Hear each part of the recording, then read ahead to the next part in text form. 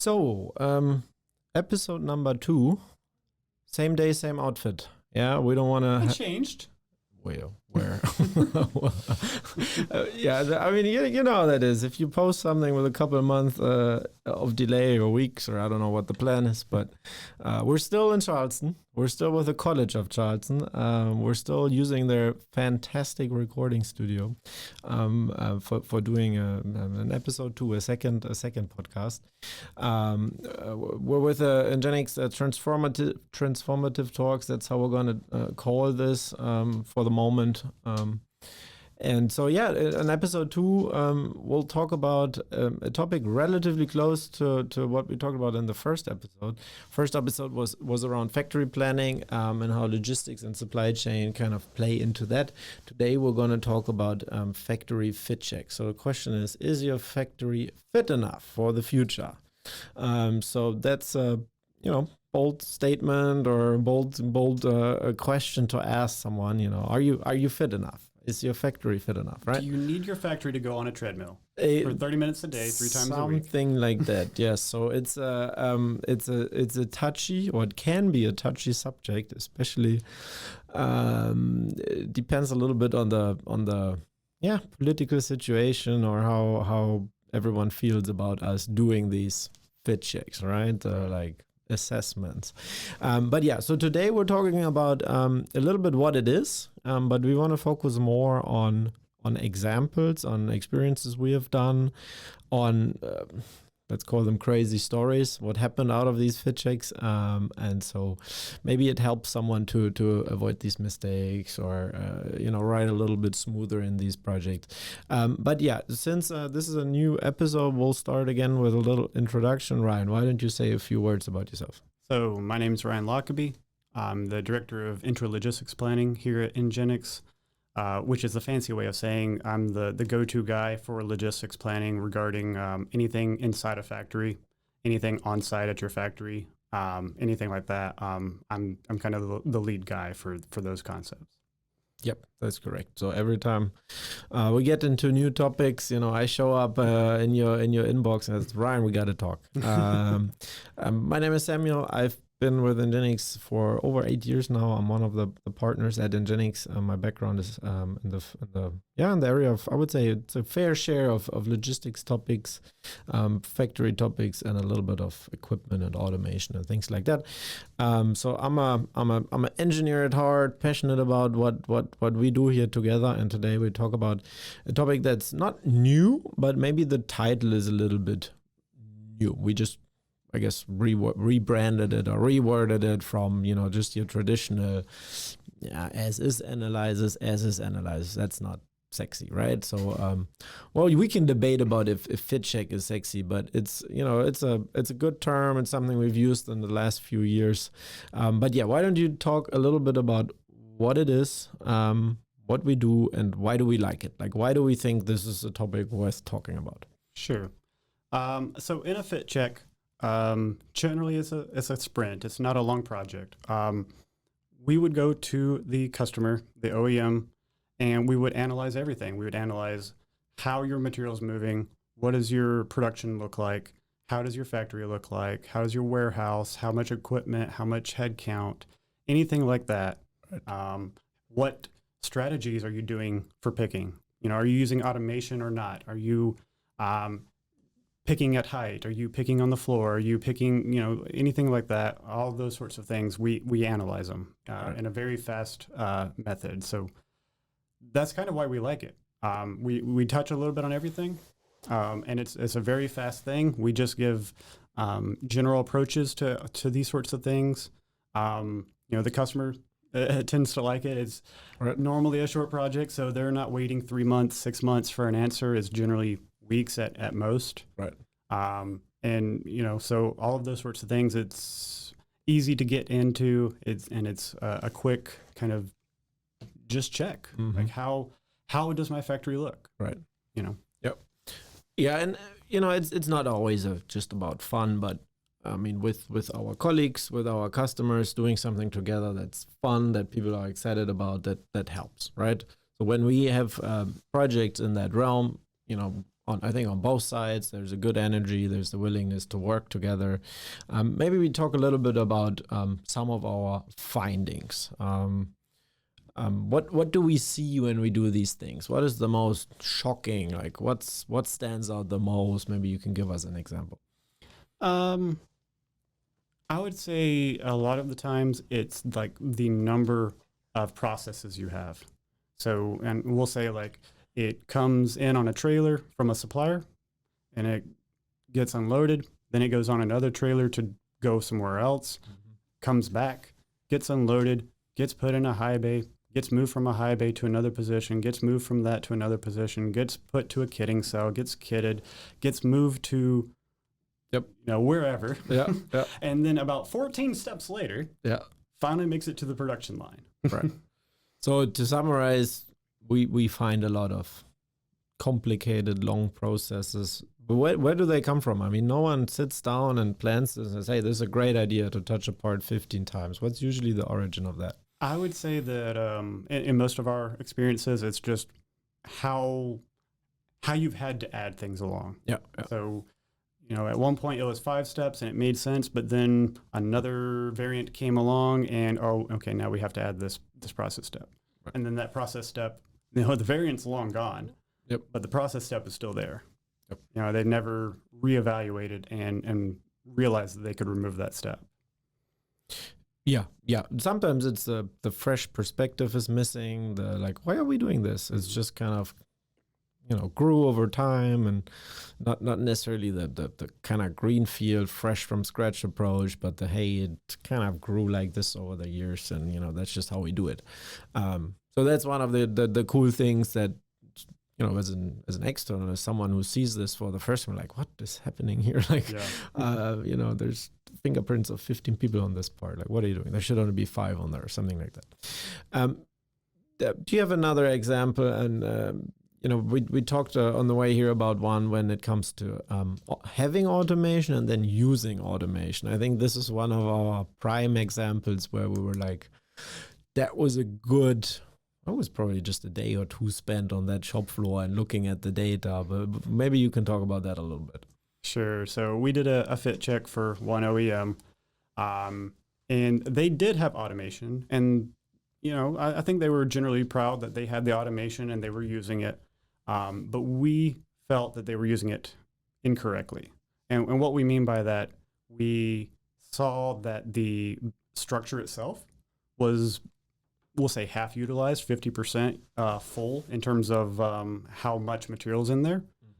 But it was over 200% full when talking about throughput. And that's not a made up number. I'm not just making that up. They produced in one shift.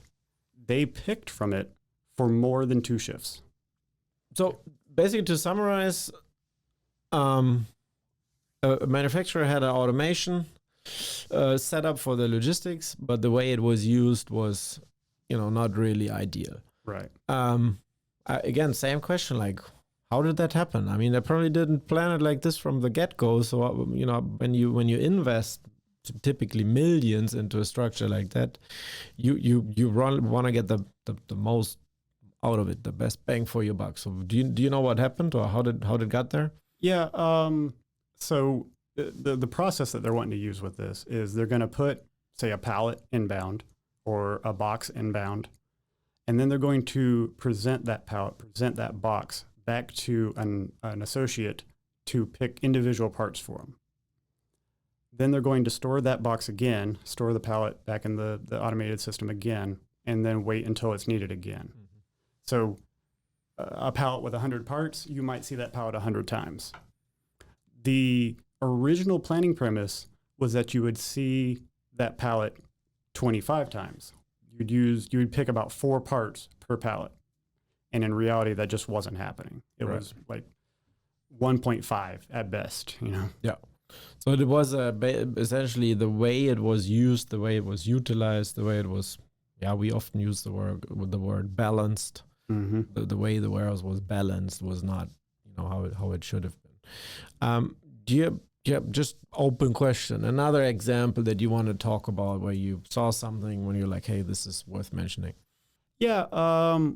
one example we had with another OEM, they had, we'll say most, if not all of their material offsite in an offsite warehouse. Mm-hmm. Now, unlike what we said in episode 1, where the offsite warehouse was an hour away, this one was about 10 or 15 minutes away. So sounds okay. Yeah, not that bad. What was the problem though is that they wanted it to come to the line as a box. They were sending it from the warehouse as a pallet. So it's going on a trailer as a pallet. You unload it at the main factory as a pallet.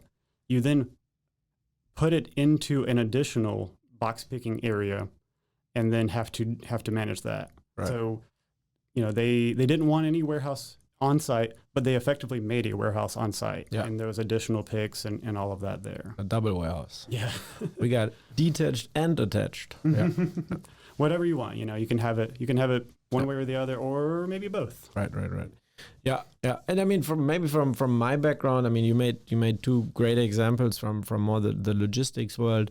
If you zoom out a little bit on a factory, there's typically different shops, different areas, whether that's your welding, your body shop, painting to some degree, sometimes a machining area, sometimes an assembly area. So the way these technologies work together and are set up together, and the walking distances, the topic around where do employees park, how do they get into the facility. So those are things that we typically look at. And we had one example, I think that was the worst that we've seen, where just it was an expansion. It wasn't a total greenfield. It was an expansion, but essentially the way this was planned, you had major restriction when it comes to expandability, when it comes to even accessibility to the building. From typically you want at least 2 sides of the building accessible for logistics, and if you're not careful, if you put conveyance or streets or parking or different stuff and near these buildings, you block yourself. So there was just a lot of things that we saw immediately, but we said, this is maybe something that we want to look at again. Am I remembering it correctly that even the assembly line was like up against the wall? Yes, that was also part of it. It was not just the building; it was also the kind of the process inside of the building, where you had no option to grow or to even get logistics access on one side. You couldn't even stage material right next to the line because that would be outside. Yeah, and this one was not. It was not an example of logistics not knowing what they were doing. This was an example of logistics not being involved in the process of factory planning. Right. So this is something that probably is a better topic, or would have been a better topic for episode 1, but it was just the factory planning team just kind of winged it or did it on their own. And so it not all the right parties were involved, so that caused some of the restrictions that they then later had down the road. Let's talk a little bit about, so I think we got an idea of what this is and what we're seeing and the benefit.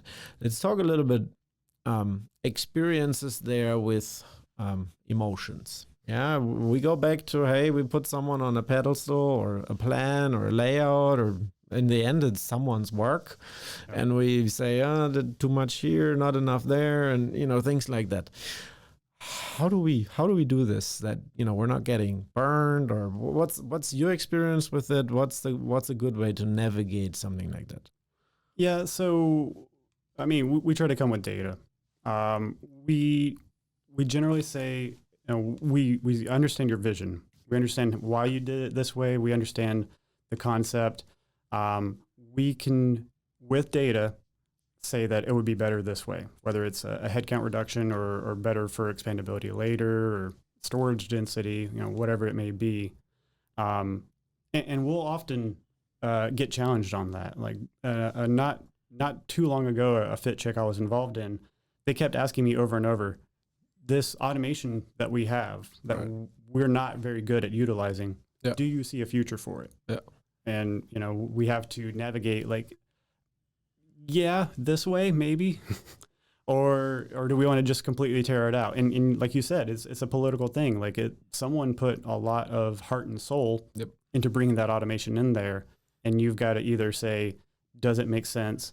The business case for it staying or going. Right. So let's spill the beans here a little bit. Have we had customers who got upset at us? Yes, lots of customers got upset at us. So I mean, that's something that you learn and you personally grow with those challenges. So on these projects, there's not just one or two people involved. It's usually 3, 4, 5. And for everyone, this is a huge learning opportunity. And then I want to pivot a little bit towards I want to talk about, different countries and different styles of communication, but there is a big difference on who you are dealing with and what the culture is within the company. Yes. Maybe you can make a good example where we had good experience with presenting the results, open communication. Maybe you talk about a good example, and then I'll bring out a couple that weren't so great. All right. One fit check we had, we went to an OEM, and this was actually a project you helped me with. Yep. Where we said, we see that X, Y, and Z are not where we want it to be, and we see that you could do the changes like this. Some of them are short term, some of them are medium term, some are long. We'll get into that a little bit later. But this is how we see this going and how we can see it being improved for your facility. We presented that to the plant manager, and the plant manager turned to us and said, love it. Yep. Let's do it. Yep. Yep. Can you make this happen? Yes. Yep. How soon does it need to be, and how do we make it happen? Yeah. Right. Yeah, sometimes you run into essentially open doors. Sometimes you also just have that internal kind of atmosphere of, hey, we got a plan, we got a couple pointers, let's rework it. Maybe let's rework it together, and then we'll fit check it again. 4 weeks later, and so it's kind of an iterative process. But in all honesty, and that's probably not helpful when it comes to sales, but just something to share with colleagues and engineers, and just an interesting story. When you usually have a customer, someone who reaches out and says, hey, I want you to do ABC, check this, check that. You don't know the setup within a company. You don't know the political motivation. Maybe someone comes in new, wants to make a splash. Maybe someone wants you to help push his arguments, kind of independent from are they right or are they wrong. So it depends, the situation. And so you really need to develop a feeling for, okay, how strong do I go in? Can I be open cards, everything's on the table, or do I need to, maybe do a couple extra rounds? Hey, give you a heads up. Yeah. And then I would say a second thing is the way you place this feedback. It's sometimes also different. Yeah, you want to. We all know kind of the feedback rules. You want to start with something positive, right? And then you add some improvement ideas, and then ideally you end with something positive again, right? And then sometimes what happens, and this is a true story. This was it was a kind of collaborative project with someone here in the US and then over in Germany. Because of the positive things, the negative stuff wasn't clear enough. So it was like it got a little foggy, and it's like, oh, you said all these nice things, so we kind of took it that overall we're in good shape. It was like, no, no, I just did this because this is kind of how I was taught to place feedback, but in this case they wanted like, this is bad, this is bad, this is bad, this is bad. Just be clear, be transparent, and then we'll work on it. But because we worded it a little bit more neutral, good. Yep, nicer. It didn't reach there. And then the other way around, sometimes, and this was one of my first projects already 3 years ago. So unfiltered, you go in, bam, bam, bam, bam. There's then, of course, then it gets quickly heated, sometimes personal, and you don't, it's not that you create the situation on purpose. That's just kind of what happens. So this is something that I learned over the years, that Every customer is different. Every culture is different. The way you present and work on ideas is different. And, if you mess this up, you have, in theory, the potential for very unpleasant meetings, to say the minimum. And then, of course, you have the risk of burning your reputation, company's reputation. And then it's not really about the results anymore. Then it's just about, personal stuff. So that's why these fit checks are fantastic for quick results, for sprints, for something that adds a lot of value, but there's a big risk. Yeah, and just one other thing to add to that. We've been part of fit checks. We're also not only the personality, but the level of engagement is different. I'm in a fit check right now where everyone is asking plenty of questions. Like we'll be on a Teams call and I'll see 3 or 4 hands raised. Right. All right, I'll call on you. Yeah. And then there's other times where you're just, kind of saying what you see, yep. and you feel like you're talking to a wall. Yep. So, that's another thing to navigate as well. You feel like with the wall, maybe your point's not coming across well. Maybe it is. Yeah. It's just really hard to tell, and it's something that we have to navigate with our fit checks. Yeah, and that's often something that is sometimes a little bit more on the customer to set the stage, preparing the team, getting everyone's buy-in. I mean, not everyone needs to love it, but everyone needs to be aware of it. There needs to be, hey, please share your layouts, share your data. Right. Sometimes you even have to, the first weeks have to kind of fight this and get the information that you need, and it's almost like hiding certain things. So it's what I'm trying to say is this is a very intense as a consultant. Those can be very intensive weeks if you're on a project, if you're with a customer, and this is a political topic, this is a very controversial topic, it's about a lot of money, then you're in for I call it a treat. Yeah, on a professional level, it's a treat.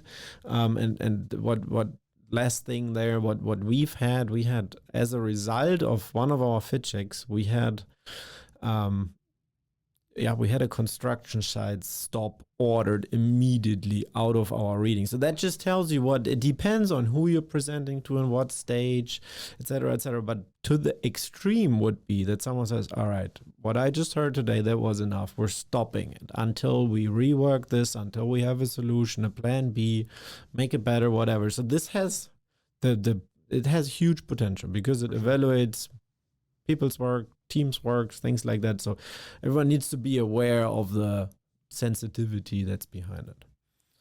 Yep. All right. What are we going to talk about next? So next, I think we'll talk a little bit about benchmarking again when it comes to fit checks. Benchmarking is something that we like to use because we have seen a lot of things. We have a lot of data. We're not doing a bottom-up plan this time. We're just doing a quick comparison. How do we use benchmark data when it comes to these short sprints? Because there's just not a lot of time. Right. So if you listen to episode 1, we mentioned with the factory planning that we use benchmarking to kind of assume what your factory needs to look like. Yep. Here, with a fit check, your factory exists. You're producing something now, most of the time, other than potentially an expansion or something like that. But generally, your fit check, you're producing, you're manufacturing, and you're up and running. Yep.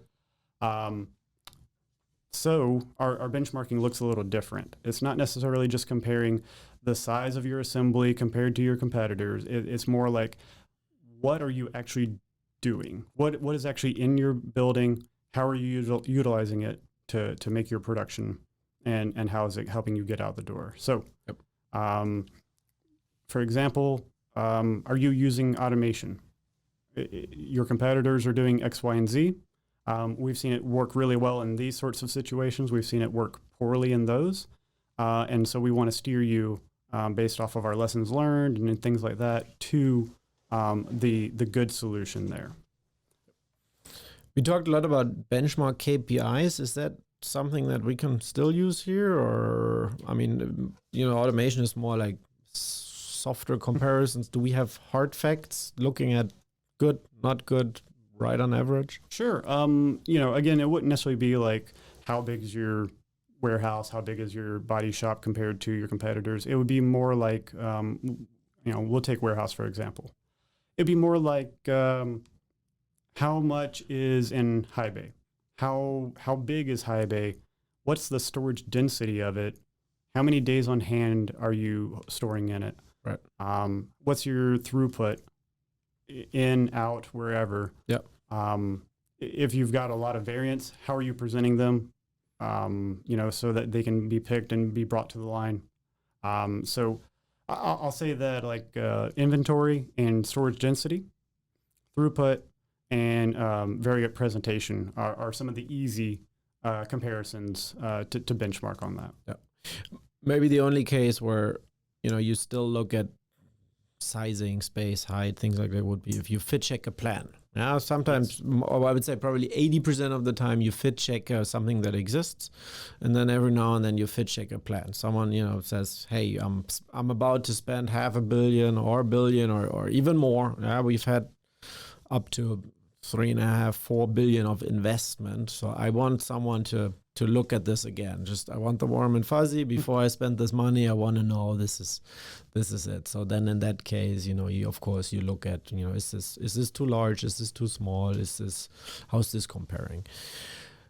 One other thing on that, I just wanted to mention, we as Ingenics do an often of like 5 to 10 fit checks per year annually. Yep.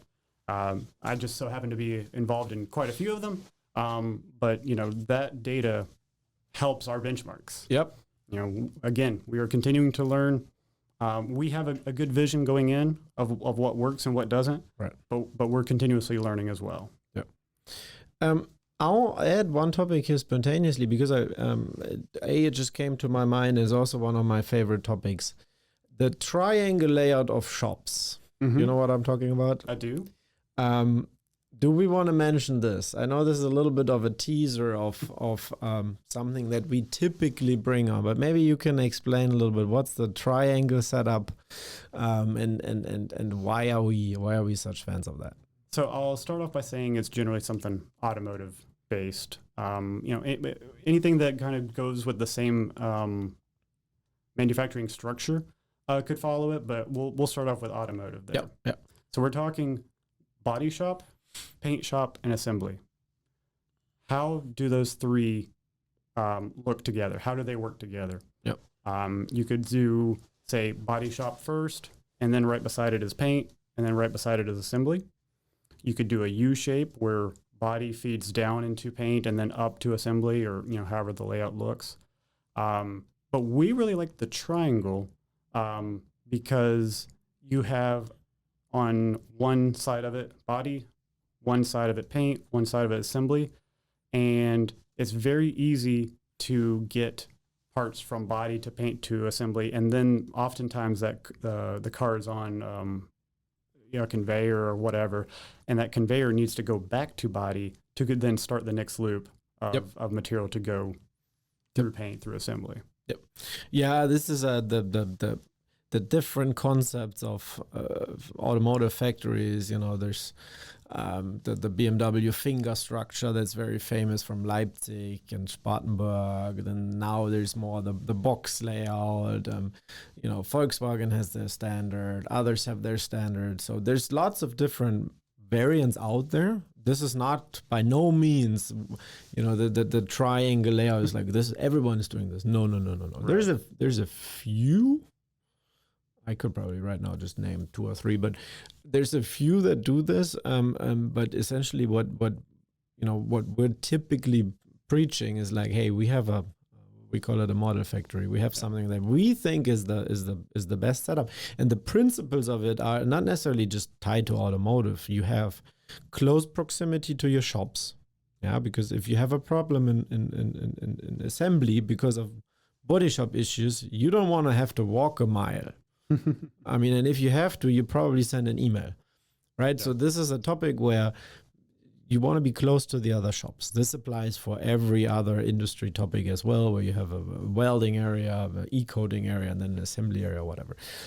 And then something else that I've seen that I like with if you implement the triangle strategy is you've got a fourth area Mm-hmm. that you can then use for, say, your cafeteria, your meeting rooms, your finance, all of those sorts of things. So body, paint, assembly, and then the fourth corner is, the customer relations and the employee relations at that point. Exactly. You have a fourth quadrant kind of open, and whether you put offices there or maybe now a battery building or a research facility or whatever. And then the last topic I think on this one is access to your factory. If you have your shops kind of, or at least the entrance to your shops nearby, you can have a central entrance to the factory in the morning. Everyone walks in together, and it's not, the body shop guys are over there, and then the assembly shops guys are over there. So you have the team together. You often then have also the parking together.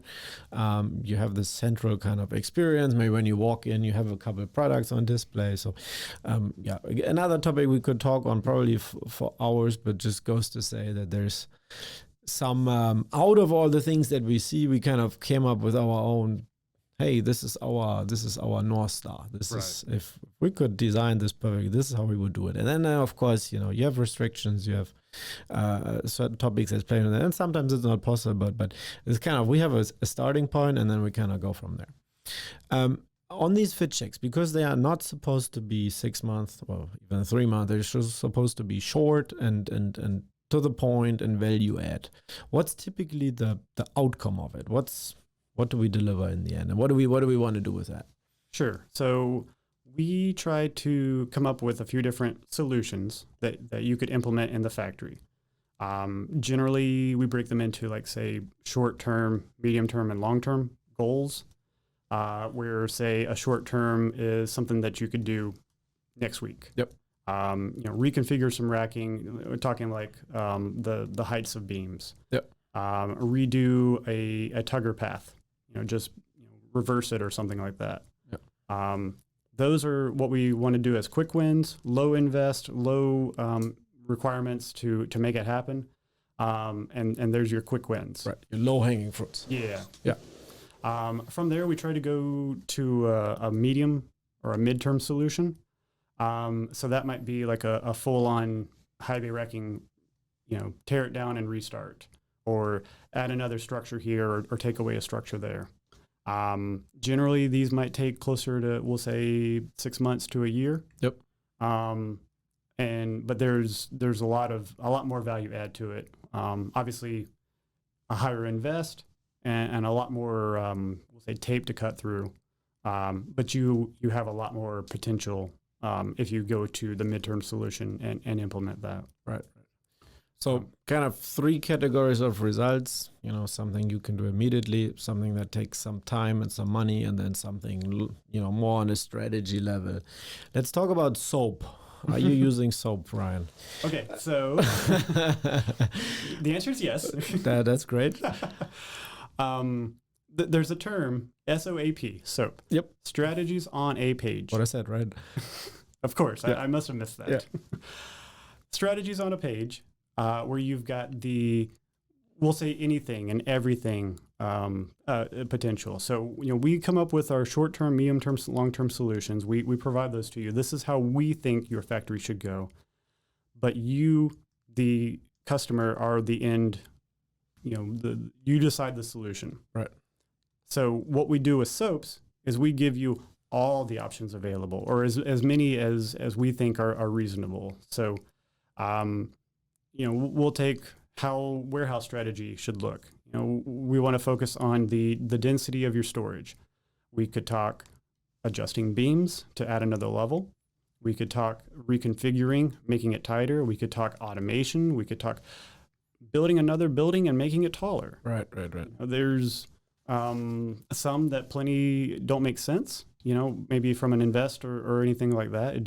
That doesn't make sense. Yep. But we want to equip you with all the options on the table. Yep. So strategies on the paper, you have certain areas that you want to have a certain strategy on, and then you have your options of what you can do. Right. Is that a fair summary? Yeah, and not only do you not have to pick each one, we don't expect you to. Right. Some of them are conflicting each other. Yep. So say you want to have a more robust supply chain, so you have more days on hand. So you'd have to, reconfigure the warehouse or whatever to be able to have more product there. Yep. A conflicting strategy would be we want to reduce cost in the warehouse. So you reduce days on hand. Yep. And so do you want the strategy of a more robust supply chain and more robust ready-to-go production, or do you want the strategy of inventory cost reduction? And you got to weigh those. Yeah, you can't have it all. Yeah, especially with a lot of the supply chain projects where it's right now about robustness initiatives. It's not lean initiatives anymore. It's like, oh, I want to have just one day of no. I want to be robust. Like if something happens, so right now the tendency is, I think, a little bit more going back to a little bit more buffer, a little bit more security, more transparency. But yeah, like you said, sometimes you have conflicting strategies, or at least conflicting subtopics on each strategy. So you just need to be aware of that. Good, fantastic. So maybe same as last time. If we want to do three key takeaways from the sessions, we talked about what is a fit check. Mm-hmm. We talked about the excitement, but also the risk of these projects. We talked about benchmarking. We talked about short, medium, long term, and then as a last point, we talked about SOAP. What would you say? The top three of today's sessions. What should be in everyone's mind after this? I would say just general understanding of a fit check. It's a sprint. It's often a task force by Ingenics where we have multiple people giving multiple ideas and multiple strategies to create a final solution. We understand that there is political topics behind it. We understand that some people want us to be there, some people don't. Yep. And how to navigate that. We come with our benchmarking data. We have a lot of experience with doing these sorts of fit checks. We've seen a lot of factories, and we can bring that in and kind of compare your factory against the others and see where are you different, and also why are you different. Yeah. Number 3, obviously the soaps. We're happy to provide soap, I think. We'll bring soap or soaps. Yeah. We're ready to give you not only just our solution, but also alternate solutions as well. And from there you can see what is fit. Now, obviously, we will fight for our solution. We have a reason for picking ours. But if the overall guidance from your company is to do something different, then at least you've got the things you need to make those decisions. Exactly. Options on the table, recommendations on the table. In the end, it's not our decision ultimately. Of course, sometimes leads to frustration on our side. Like, it's right in front of you. Like I've circled it. Yeah, it's I made a green box, so please. But so either way, that's okay for us. And then I talked on that topic probably the most. The pitfalls of these fit checks is then more an advice to someone doing this, maybe more on the consultant side, and I'm sure there's others who do something similar, just to be aware of the risks and the complexity of the situations that you're just getting yourself into. Yeah. Good. Then I would say once again, thank you for listening to the second podcast. We will keep this series alive. We're not sure yet what topic 3 and 4 and 5 and 6 are going to be. Stay tuned. Stay tuned. Probably switching, cast as well. We'll see. Well, it depends on the feedback a little bit. But yeah, leave us some comments, some feedback. Let us know if you made it so far, and if you caught the soap, and then we'll take it from there, and we'll be back soon. Thank you, Ryan, for joining, and we'll talk again. Thank you very much. Appreciate it.